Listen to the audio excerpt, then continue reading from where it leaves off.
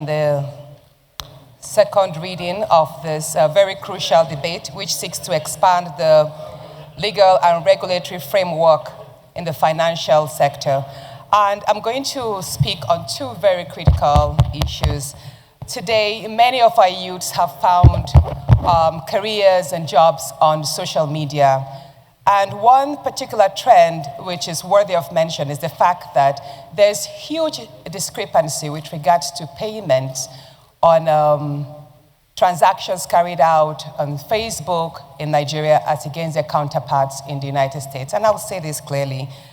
Per 1,000 views, I'm speaking for the content creators because, trust me, this social media has become today a very critical source of income for our youths.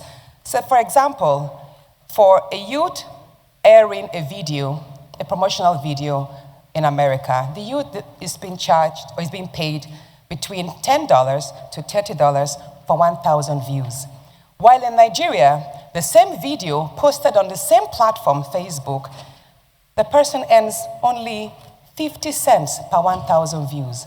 And when you look at the reason for this discrepancy in payments, you see that it's largely because of the irregular or pretty much non-existent payment systems and regulations on online transactions. So I do believe that when this framework is done and is implemented, you will see that Nigerians earn as much as their counterparts in other countries. Thank you, Senator Anderson. Intervention.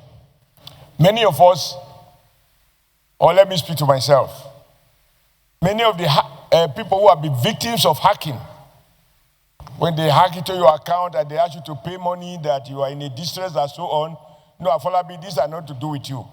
But you are part of the problem because you are not doing proper regulation. I have been... Sir, you have 1 minute, only 1 minute you have. So utilize it very well. Sir, you know, when you intervene like that, people like us who are not too fair, you destabilize us. Just allow us, you know, I'm a lefty, I need to take it according to my own slow brain. So the 1 minute starts Just now. to say, sir. The 1 minute starts now, no problem. It starts now. God bless you, Mr. President. I believe we should all support this bill and even go into details to ensure that all possible loopholes are blocked.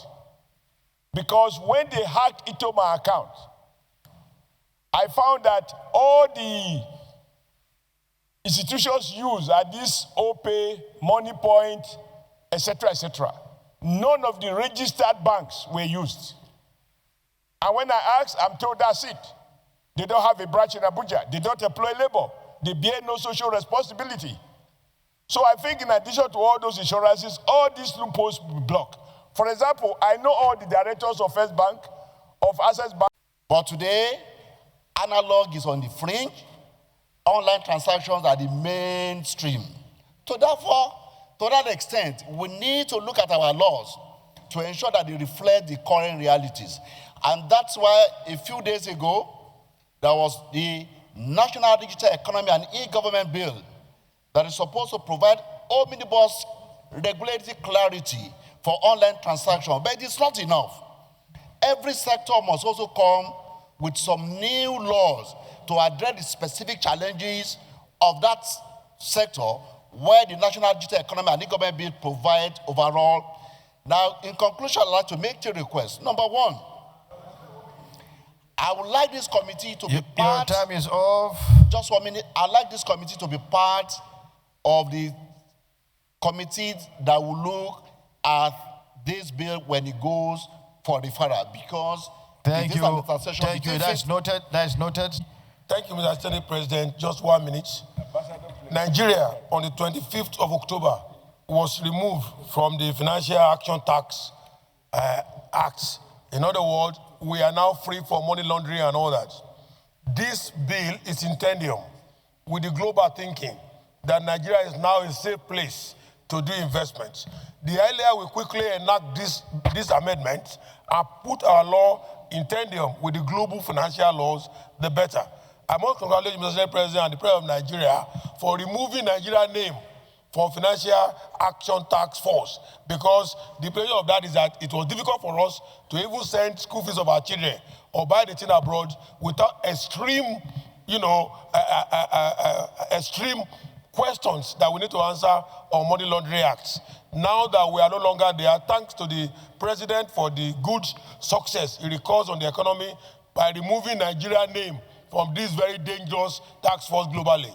So I urge you, Mr. Senate President, and my distinguished colleagues, that we make this amendment very quickly, as Bob and Senator Abiru, to make sure that we are in tandem with global financial security. Thank you, Mr. Senate President. Thank you. The new bill. And I'm pleased with it because it's going to curb a lot of fraudulent activity on the system. People know about loan sharks, which we didn't talk about. A lot of Nigerians are losing money through the loan sharks. You just see on the platform, somebody will say to you that whether you need a loan and you are depressed, you need relief, you just click. The next thing is that they will be collecting your money from your banks, all over your banks, they'll be drawing without you knowing. First, the government is losing interest, tax on the interest they are collecting. Secondly, innocent people are losing a lot of their savings through this.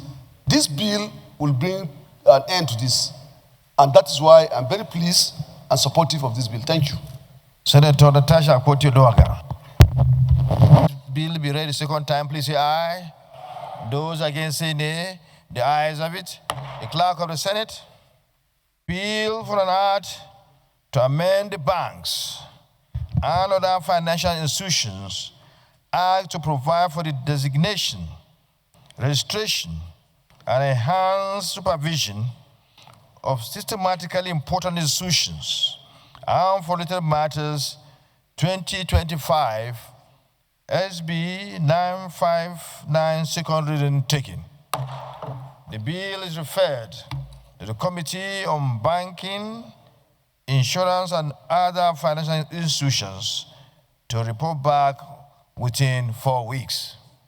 Let me commend Senator Abiru, the Baba Adini of Ikorodu, and the Chairman, Senate Committee on Banking and other financial institutions for bringing forward this bill. As debated, everyone could see the importance of this bill.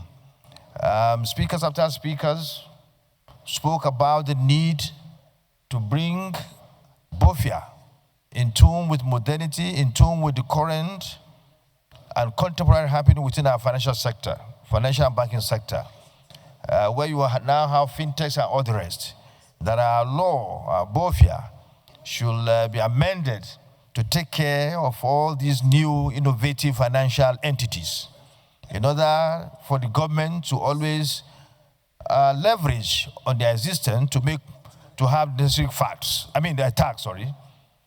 Necessary facts and also for the customers to be protected. Otherwise, one day we might find ourselves in big problem and government may be losing a lot of money, a lot of money that need to come to its coffers, being left without being brought into its coffers. So thank you for your innovation.